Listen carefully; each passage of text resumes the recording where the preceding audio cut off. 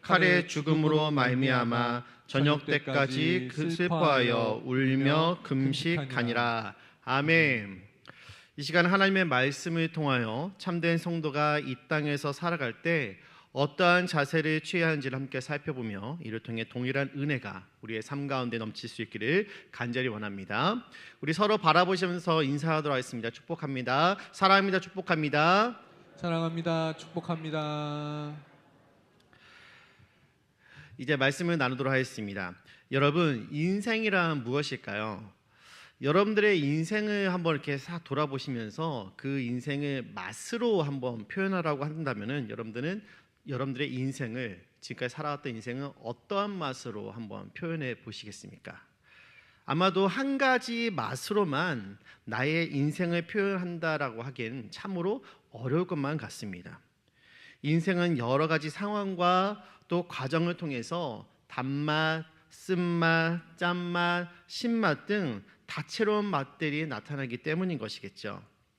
기억에 담아두고 절대로 잊고 싶지 않은 단맛 같은 인생의 단편도 있다면은 어떠한 기억은 기억하고 싶지도 않은 짜고 또 쓴맛 같은 그런 인생의 단편들도 있는 법입니다. 확실한 것은 내가 살아온 모든 인생에 이러한 다채로운 맛이, 다채로운 과정이 지금의 나를 만들었다라는 것이죠. 사람들은 인생에서 좋은 결과를 만들기 위해서 부단히도 애를 쓰고 열심히 달려갑니다. 그래서 많은 사람들, 특히 사회에 이제 막 발을 내디딘 그런 사회 초년생일수록 더욱 자신의 이력에 좋은 것을 더하기 위해 바쁘게 살아가죠. 인맥을 넓히고 또 성실하고 열심히 최선을 다해서 살려고 노력합니다. 높은 경쟁률을 뚫고 좋은 대학 또 좋은 직장에 들어가 성공 시대를 살기를 원하죠. 그렇게 좋은 직장에 들어가면 목표를 달성하는 것일까요? 그 직장 안에서도 소위 살아남기 위해서 또 더 높은 직급을 달기 위해서 또다시 달려야 하는 인생이 현대사회에서 살아가는 많은 사람들의 모습인 것입니다. 오늘 본문에는 성경에서 가장 성공적인 인생을 살았던 한 사람인 다윗의 이야기를 우리에게 소개하고 있습니다. 다윗이 하나님의 그 형통하심을 경험할 수 있었던 이유가 과연 무엇이었을까요? 오늘 말씀을 통해 그의 세 가지로 함께 생각해 보기를 원합니다. 다윗의 인생을 통해서 발견해 볼 수 있는 첫 번째 원리는 내가 해서는 안 된다라는 것입니다. 우리 함께 읽어보겠습니다. 시작. 내가 해서는 안 된다.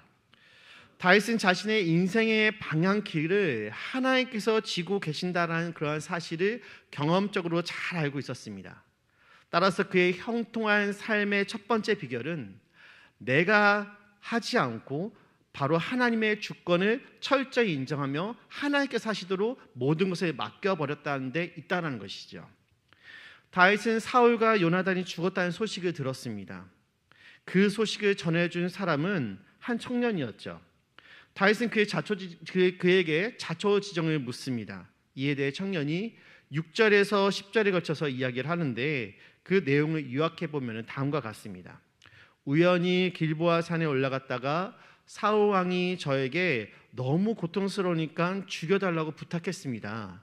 상황을 보니 왕이 다시 살 수 없을 것 같아 그 고통을 덜어드리고자 내가 죽이고 그 증거로 왕관과 팔에 있는 이 고리를 가지고 당신께 왔습니다.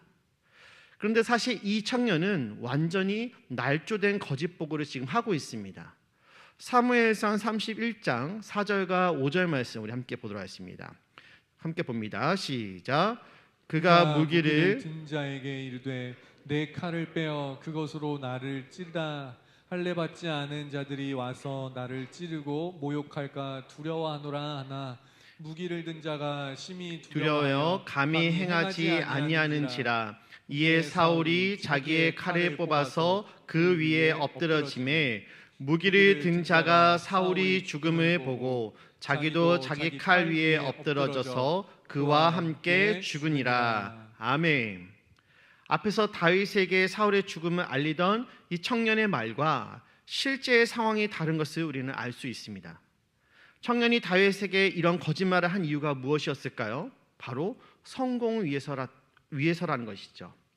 그가 고통 가운데 있는 사울을 불쌍히 여겨서 그의 소원대로 죽였다면은 아마 이 청년은 그런 사울을 거두어서 슬픔 가운데 장사 지내 주었어야만 했을 것입니다. 하지만 청년은 다윗에게 자기가 이렇게 큰 일을 했다라는 것을 알려주기 위해서 그 증거로 지금 사울의 그 왕관과 팔의 고리를 벗겨서 가지고 온 것이죠.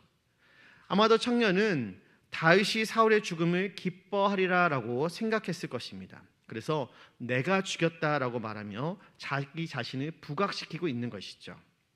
거짓말을 하면서까지 자신의 인생을 한 단계 업그레이드 시켜보려는 이 청년의 시도, 이런 모습은 우리 주변에서 자주 볼 수 있는 그런 모습입니다. 어쩌면 성공의 목말은 우리 시대의 우리의 모습일지도 모르는 것이죠. 우리가 사는 이 사회는 성공을 위해서라면은 거짓말을 밥 먹듯이 하는 그런 사회로 변질이 되어 버렸습니다. 진리가 중요시 되는 것이 아니라 거짓이 보편화되어 버린 이러한 세상 속에서 저와 여러분들은 오늘도 또 내일도 앞으로도 살게 되는 것이죠. 그래서 이 사회는 진실하고 또 진솔하고 정직하게 살아가는 사람들에 대해서 오히려 불쌍하다라고 이야기하면서 왜 그렇게 사람이 순진하냐라고 조롱하기도 합니다. 하지만 우리는 오늘 이 청년의 마지막 모습을 기억해야 합니다. 지금 다윗이 이 청년을 어떻게 대하고 있습니까? 우리 15절 말씀 함께 읽겠습니다. 15절입니다. 시작. 다윗이 청년 중 한 사람을 불러 이르되 가까이 가서 그를 죽이라 하매 그가 침에 곧 죽으니라. 아멘.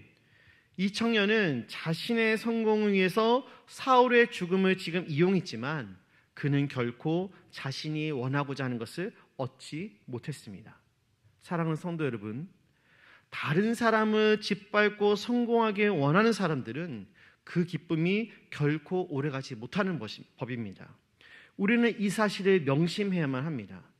그렇다면 참된 그리스도인들은 어떠한 마음가짐을 갖고 세상 속에서 살아가야만 하는 것일까요? 여기 다윗이 형통한 삶을 살았던 두 번째 원리가 있습니다. 바로 하나님이 하신다라는 신뢰를 갖고 살아가야 한다는 것이죠. 함께 읽어보겠습니다. 시작. 하나님을 신뢰하라. 아말렉 청년은 사울의 죽음을 자신의 성공의 도구로 사용하려고 했습니다. 사울이 죽든 말든 이 청년에게는 아무런 상관이 없었죠. 오히려 사울이 죽었다는 소식을 기뻐할 다윗에게 빨리 가서 이것을 알려주고 자신은 그 포상을 받고 싶었을 뿐입니다. 이 청년에게 있어서 진실과 거짓 그리고 하나님의 존재의 유무는 아무런 상관이 없었습니다. 그에게는 하나님께서 기름 부으신 자의 권위도 없었죠. 그는 지극히 현실적이고 또한 그에게서 아무런 순수성도 찾아볼 수가 없고 이런 그의 모습을 통해 그는 철저한 기회주의자임을 우리는 발견해 볼 수가 있습니다. 반면에 다윗은 어떻습니까? 그는 달랐습니다. 성공을 기대한 청년의 예상과는 달리 다윗은 예상 밖의 태도를 취하고 있는 것이죠. 곧 아말렉 청년을 죽이라고 명령한 것입니다.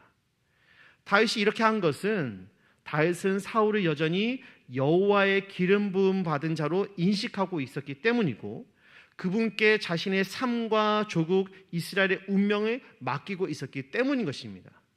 즉 다윗은 하나님을 죽이기도 하시고 살리기도 하시며 낮추시기도 하시고 높이시기도 하는 온 만물의 통치자요 주권자로 여겼던 것입니다.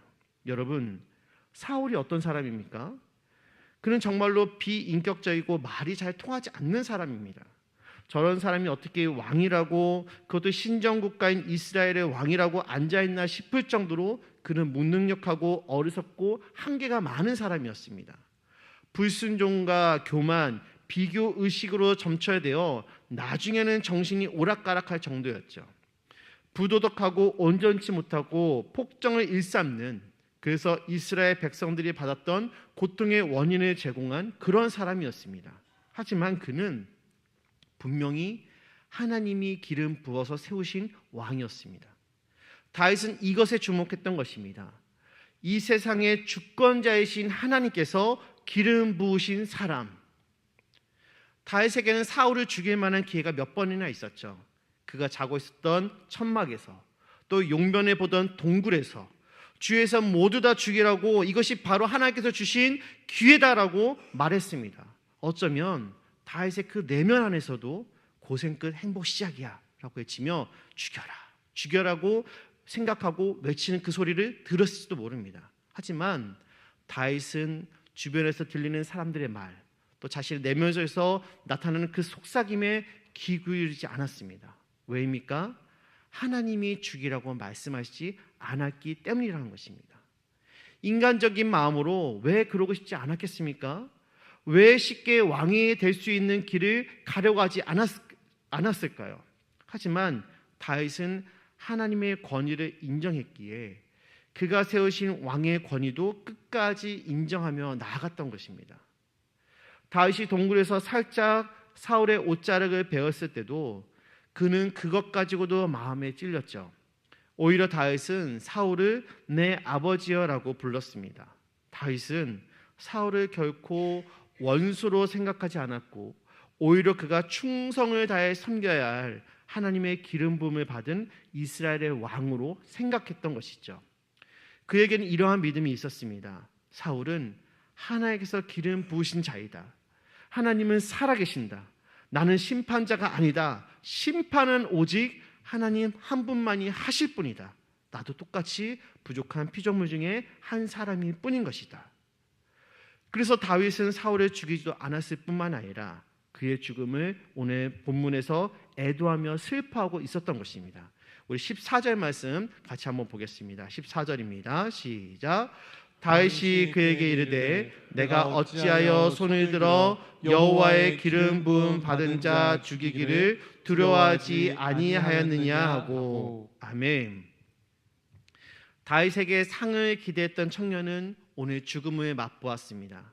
즉 본문은 하나님께서 왕관을 씌워주실 때까지 기다렸던 다윗과 억지로 자신의 성공을 쟁취하려고 했던 이 아말렉 청년을 대조시키고 있는 것이죠. 다윗은 참으로 하나님께 자신의 운명을 건 사람이었습니다. 그렇기 때문에 다윗은 오랜 광야 시간을 견딜 수가 있었던 것이죠. 그러므로 사랑하는 성도 여러분, 우리는 오늘 다윗처럼 우는 자들과 함께 우는 자가 되어야 함을 잊지 마시기 바랍니다. 이것이 다윗이 형통한 삶을 살았던 마지막 원리입니다. 다윗은 사울의 죽음을 기뻐하지 않았을 뿐만이 아니라 정성을 다해서 그를 애도합니다. 다윗에겐 이러한 공감 능력이 있었죠. 사울과 요나단의 죽음 앞에서 다윗의 반응은 사실 의외입니다. 다윗이 얼마나 슬퍼했는지 옷을 잡아 찢고 저녁 때까지 슬퍼하며 울며 금식했습니다. 그리고 슬픈 노래를 지어 불렀고 또 유다 족속에 가르치라고 명령하게 되죠. 사실 다윗에게 있어서 사울과 요나단의 죽음은 절호의 기회일 수가 있습니다. 사울의 죽음은 더 이상 자신을 죽이러 쫓아오는 원수가 사라졌다라는 의미가 될 수가 있는 것이고, 요나단의 죽음 또한 차기 왕자에 오를 경쟁자가 사라졌다는 것을 의미하기 때문인 것이죠. 하지만 다윗은 오늘 금식하고 울고 애통해 했습니다. 이스라엘 백성들에게도 사울과 요나단의 죽음을 놓고서 슬프고도 비통한 일이었다라고 말하고 있죠. 한 나라의 왕과 왕자가 전장에서 전사했다는 사실은 가슴 아픈 일이 아닐 수가 없는 것입니다. 다윗도 마찬가지였습니다. 다윗은 한 사람의 신하로서, 그리고 이스라엘 백성 중 한 사람으로서 왕을 잃은 민족의 아픔과 슬픔에 지금 동참하고 있는 것입니다. 만약 다윗이 지난 세월을 생각하며 자신을 힘들게 했던 사울이 죽었다는 사실을 듣는다면 보통의 사람이라면 아마도 안도의 한숨을 쉬었을 것입니다. 주변에 다윗의 측근이 있었다면 쾌재를 불렀을 수도 있는 일이었죠. 만약 여러분들이 다윗이었다면 여러분들은 어떻게 반응하셨겠습니까?